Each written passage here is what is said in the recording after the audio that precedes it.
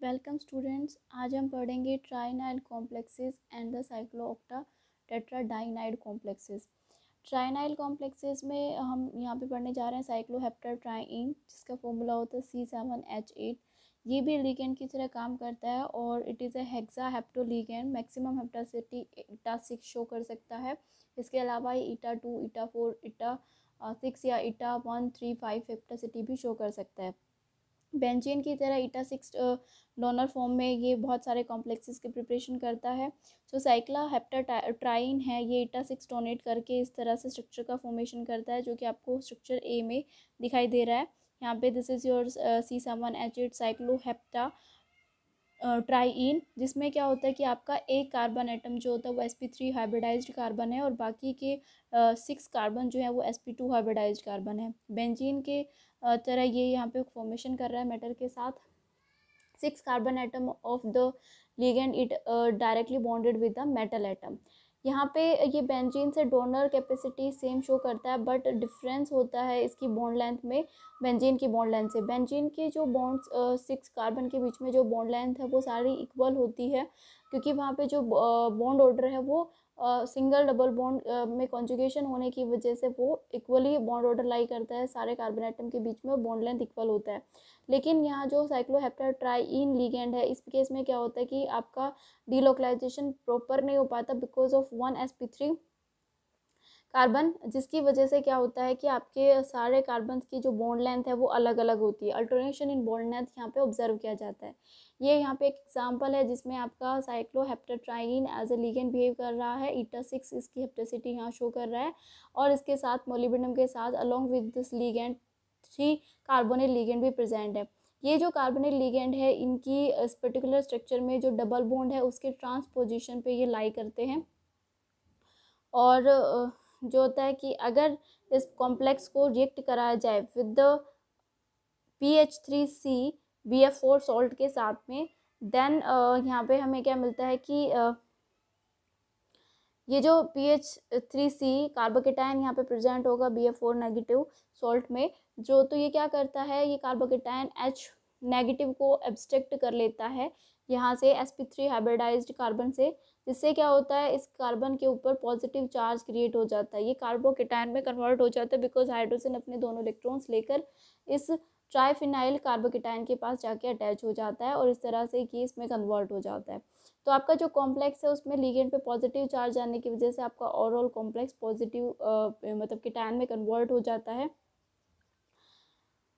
तो इस तरह से क्या होता है कि यहाँ पे जब आपका कार्बन जो है केटायन में कन्वर्ट हो जाता है, तो अब आपको पता है डबल बॉन्ड अल्टरनेट पोजीशन पे डबल बॉन्ड जिस तरह से डिलोकलाइजेशन शो कर सकते हैं, उसी तरह से डबल बॉन्ड कार्बोकेटायन और कार्बन आयन के साथ भी डिलोकलाइजेशन शो करते हैं। जब यहाँ 7th कार्बन जो है sp2 हाइब्रिडाइज्ड बन जाता है कार्बोकेटायन के प्रेजेंस की वजह से, तो वहाँ पे जो क्या है बाकी के कार्बन में जो डबल बॉन्ड प्रेजेंट है वो उसमें लोकलाइजेशन शो करता है, जिससे क्या होता है आपका ये जो स्ट्रक्चर है C7H7 में कन्वर्ट हो गया है अब। और ये C7H7 जो होता है ये प्लेनर फॉर्म में कन्वर्ट हो जाता है due to the delocalization in with all the carbons. इसके अलावा इसको C7H7 जब ये बनता है तो इसको कहा जाता है साइक्लोहेप्टाट्राइइनाइल, या फिर इसको ट्रोपाइलियम भी कहते हैं। ट्रोपाइलियम कैटायन है ये, बिकॉज यहाँ पे C7H7 पोजीशन में पॉजिटिव चार्ज +1 चार्ज कैरी करता है ये लिगेंड। और इसको जो लॉस ऑफ हाइड्रोजन यहाँ पे हो रहा है ये तो इस साल्ट की प्रेजेंस में करवाया है। इसके अलावा डायरेक्ट हाइड्रोजन भी यहाँ से लूज हो सकता है spontaneously with the reaction mixture.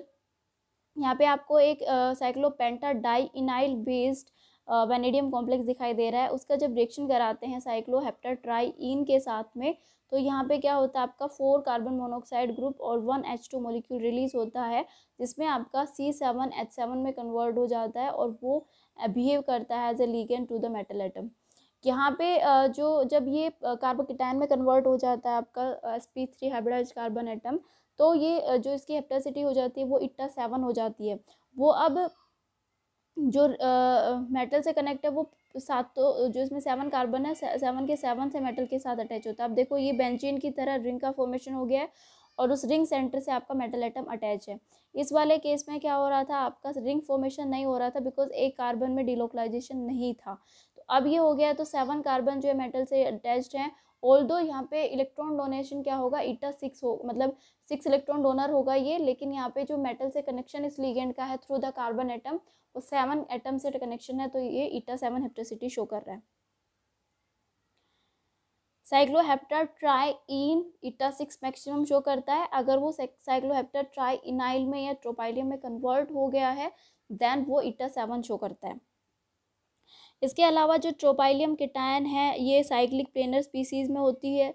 जब ये साइक्लिक प्लेनर में कन्वर्ट हो जाएगी, जैसे बेंजीन एक साइक्लिक और प्लेनर रिंग है, तो अभी मैंने बताया उसके सारे बॉन्ड लेंथ क्या होती है, कार्बन कार्बन की बॉन्ड लेंथ इक्वल होती है।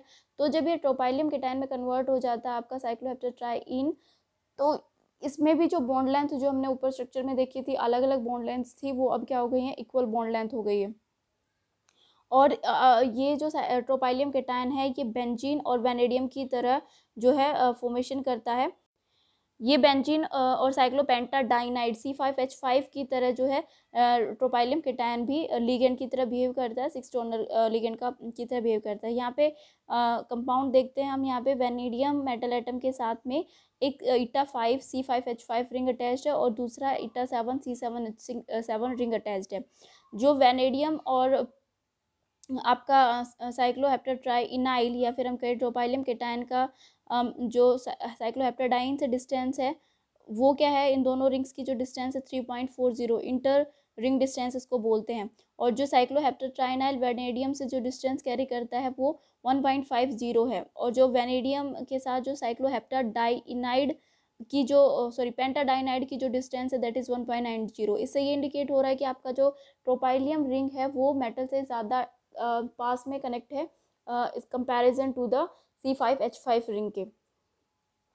कार्बन की यहाँ पे अगर डिस्टेंस देखी जाए तो जो आपका C7H7 और C5H5 का जो कार्बन है जो टुवार्ड्स द मेटल एटम है उसकी जो डिस्टेंस है वो 2.23 एंगस्ट्रॉम है इन केस ऑफ वैनेडियम, और इन केस ऑफ साइक्लोपेंटाडाइनाइड, और इन केस ऑफ ट्रोपाइलियम केटायन ये डिस्टेंस 2.25 एंगस्ट्रॉम है, ये ज़्यादा डिस्टेंस है।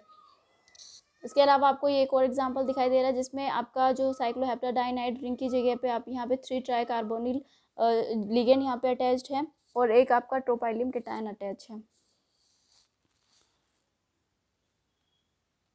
इसके अलावा जो साइक्लोहेप्टर ट्राइनाइल कॉम्प्लेक्सेस है वो अर्ली मेटल एटम के साथ में फॉर्म किए जाते हैं, like vanadium, chromium, manganese etcetera, जिसमें एग्जांपल ये हमने देख लिया है।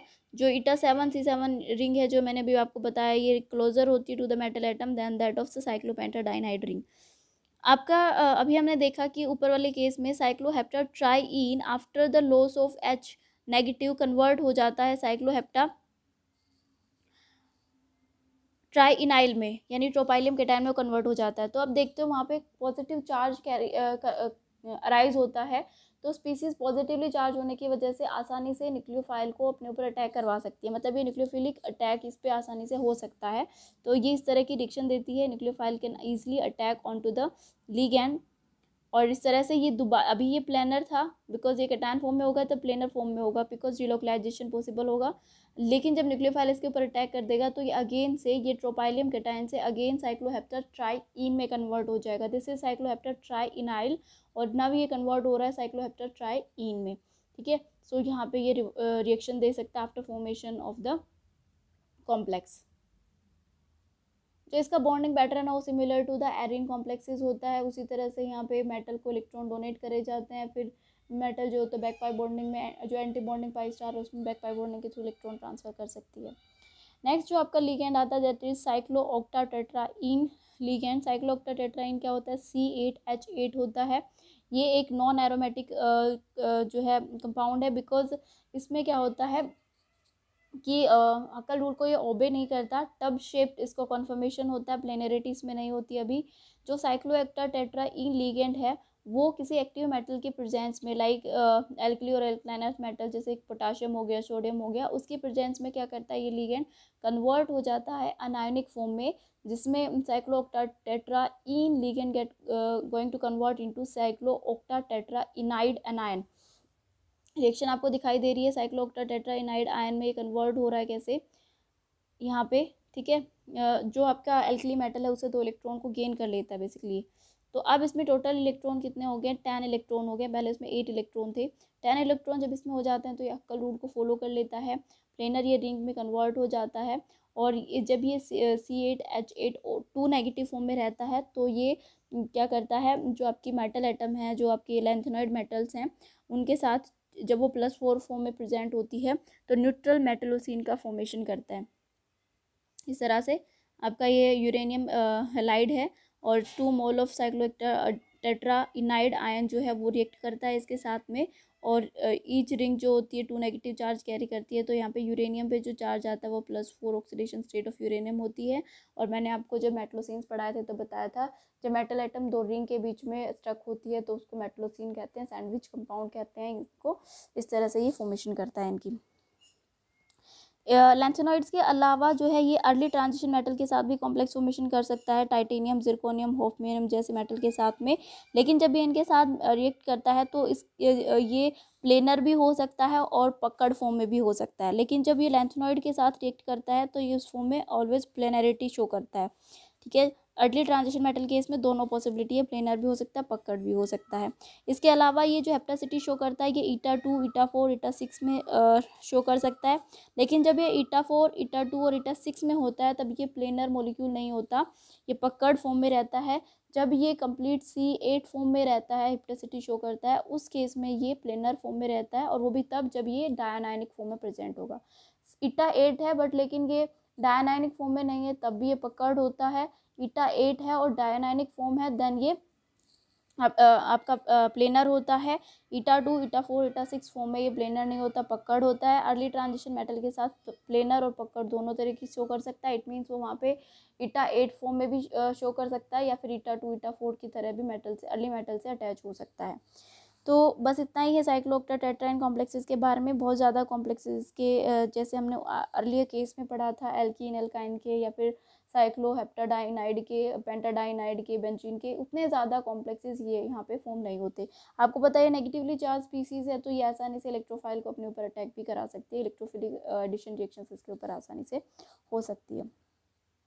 तो this is all about the cycloheptatriene, और जिसको हम कन्वर्ट कर रहे हैं साइक्लोहेप्टाट्राइनाइल या ट्रोपाइलियम कीटाइन में, या फिर हमने आज पढ़ा साइक्लोऑक्टा टेट्राइन। आई होप ये आपको समझ आया होगा, और इससे ज़्यादा इस टॉपिक में कुछ करने की ज़रूरत नहीं है। This is sufficient for the point of view exam. Thank you.